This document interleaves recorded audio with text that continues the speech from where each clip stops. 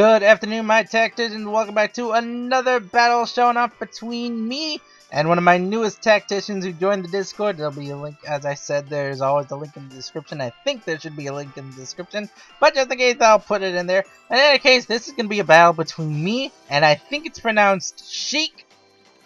I think it's pronounced Chiekh. I don't know if this is how you pronounce it, but in any case, I'm just going to call you Chiekh for simplicity reason. And as you can see, this is going to be a battle between my contrary Lorantis strategy and a bunch of legendaries and a pseudo legendary. Now, if there's one thing I'm going to tell you right now, Chiekh is not a pro player. No, he's a novice. He's like that beginner's level, has to spam legendaries all the time, and Impy had to teach him a very harsh lesson that all new players learn. You can't rely on legends all the time. Just because they're legendary Pokemon and they have really powerful stats doesn't mean they are invincible, as this battle will demonstrate. And I guess let's actually get started with the battle so you can all see what I mean.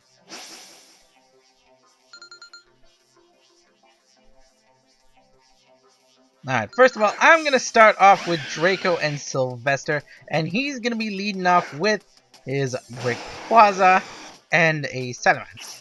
Now, I'm going to tell you right now, this is I faced this team once before, and it did defeat me, but that was because, Impy made some, questionable choices in his decision, but I used the same team again, and this time I learned from my mistakes. This time I make none of the previous mistakes I made. This time I'm going to go for a Glare, going to lead off with a Glare onto the Rayquaza, going to shut it down. Prevent that Rayquaza from using its really powerful speed and attacking power to actually deal damage. And just as I say that, it goes for a Dragon Ascent into Sylvester, gonna shut my Superior down. But it's, not the worst thing that could have happened. I'm gonna lose Sylvester here, but it's better than losing my both Pokemon. Amy's gonna absorb that Draco Meteor, not gonna deal any damage to me whatsoever. Venus now comes onto the field. And he's going to withdraw his Salamence and going to switch into... It's hard to tell what these Pokemon's names are because they're in a different language. And he's going to be leading off into his Xerneas. This is a Power Herb Xerneas, by the way. I'm going to be going into my ally switch here because I'm trying to keep Venus safe here. And I predicted that he would go into the Dragon Ascent, into Venus, and sure enough, goes right where Venus would have been. I'm going to lose Amy here. That's two Pokemon I've lost to this, but I have my Venus on the field. I have my Lorantis. Now going to go for the superpower into the Xerneas. It was originally going to go into the Salamence, but, couldn't get the attack off on the Salamence. Now, out comes Ashley. She's going to be going for a little fake out pressure here. My goal is to shut down this Xerneas and keep it shut down. And I'm praying that the paralysis does indeed get the Rayquaza to not move. So that actually really helps me out. I go for another superpower here, connecting onto the Xerneas. This is where I'm thinking, okay. Things are going okay. I have 2 stages of physical defense. Now I can go into my special defenses.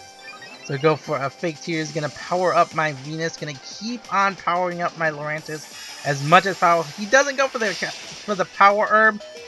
Predicting that I wouldn't exactly let him get that chance off. I'm gonna lose my Focus Sash here. Rayquaza is paralyzed once again. I go for another superpower. Gonna connect this time onto the Rayquaza, deal massive amounts of damage. And that's gonna really power up Venus. Now she's at +3, +3, +2 in terms of her attack, physical defense, and special defense. Now I'm going to go for the Night Slash, going to finish off the Rayquaza because that's the biggest threat right now. Close combat comes out from the Xerneas. I don't know why you have close combat on this Xerneas. Xerneas is not a physical attacking Pokemon. It's not meant to do that. And you're going to lose some stats there. That's going to be the end of Ashley, but she did her job so well. Superpower comes out, going to connect onto Xerneas. And because of the close combat, it's going to finish off Xerneas. And gonna power up Venus once more. So +4, +4, +2 onto this Lorantis. Now, out comes the final key of my strategy. It's gonna be Draco on the field now. And while I love Reshiram, I'm sorry my opposing Reshiram, I have to take you down. And hello there, Salamence, you're on the field, but unfortunately you're just gonna be powering up Venus now.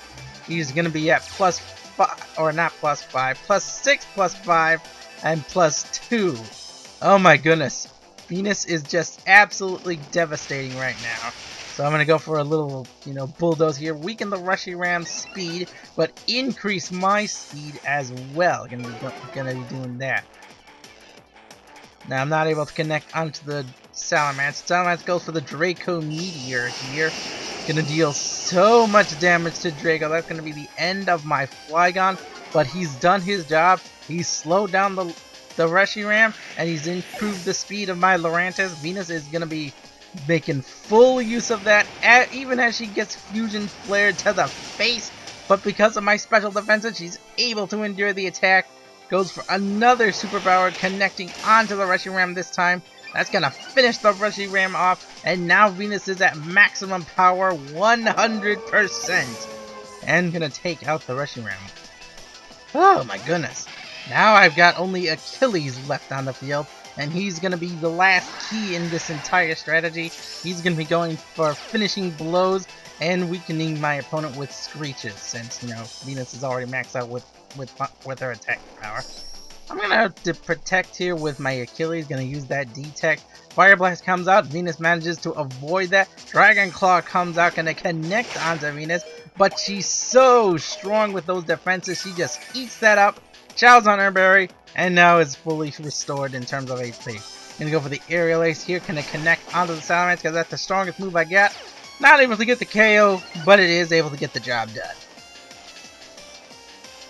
Now Achilles is going to go for the Air Slash because he's the fastest Pokemon on the field now. And then connect onto the Salamence, which is the biggest threat to my team right now. All I gotta deal now is this set Palkia. Venus managed to avoid the Fire Blast once again. Connects with another superpower onto the Palkia. One hit KO. Woo! It's gonna be the end of the Palkia now. This is a whole battle of one Lurantis against the entire legendary cast any player could bring. Now it comes down to Dialga on the field. All the pressure in the world, but there's not enough pressure to take Venus down. Achilles goes for a Screech attack and a connect onto the Dialga. But at this point, it's a formality now. There's no way he can endure this. Venus avoids the Roar of Time. Superpower comes out, connects onto Dialga, and that is the end of the battle. Alright, so what was the lesson I was trying to teach Chiekh here? It's simple. It doesn't matter how strong your team looks. If it doesn't play like a team, if it doesn't work together like a team, if the Pokemon on the team are just doing their own things, they aren't working together in any kind of fashion, then they're just not a team. They're just a bunch of individual Pokemon. I mean, sure, my entire strategy revolved around powering up a single Lurantis and letting it do all the job, but each of the team members did something to help that Lurantis. So while sure, my Venus got the spotlight with all the KOs and the damages and the stats, each of them did something to help Venus, and my Lurantis couldn't have done all she could if she didn't get the help she could have. Without Sylvester sacrificing himself with the glare to get the paralysis off, she wouldn't have survived that Rayquaza turn 1. If Amy didn't sacrifice herself with the Ally Switch, she wouldn't have been able to get the 2 superpowers off onto the Xerneas. If Ashley, my life heart, didn't get the fake out and sacrifice it herself with the fake tears to power up her special defense and then the Night Slash to take down the Rayquaza, Venus would not have been able to take on both Rayquaza and Xerneas at the same time. And if Draco didn't sacrifice himself to get the Bulldoze off to increase my Venus' speed and lower the Reshiram speed as well as weaken it enough for a superpower, she would not have survived against the Reshiram as well. And same thing with Achilles. Venus could not have taken on that Salamence if it decided to go for, what was the move? Draco Meteor. If Achilles didn't get the Air Slash off, take out the Salamence. Salamence probably could have finished the job against Venus because she only had +2 in defenses and used up her berry. she might not have been able to survive a Draco meteor and then a follow-up attack. So each of my team members, sure, they may not have, hogged the spotlight as much as Venus did, but they worked together as a team, and I hope you all learned something here. I'll see you tacticians in another video. Bye-bye! I'm taking in what I can get, but I can't find the answers yet. Head underwater, slow my mind. I hold my breath until I'm found.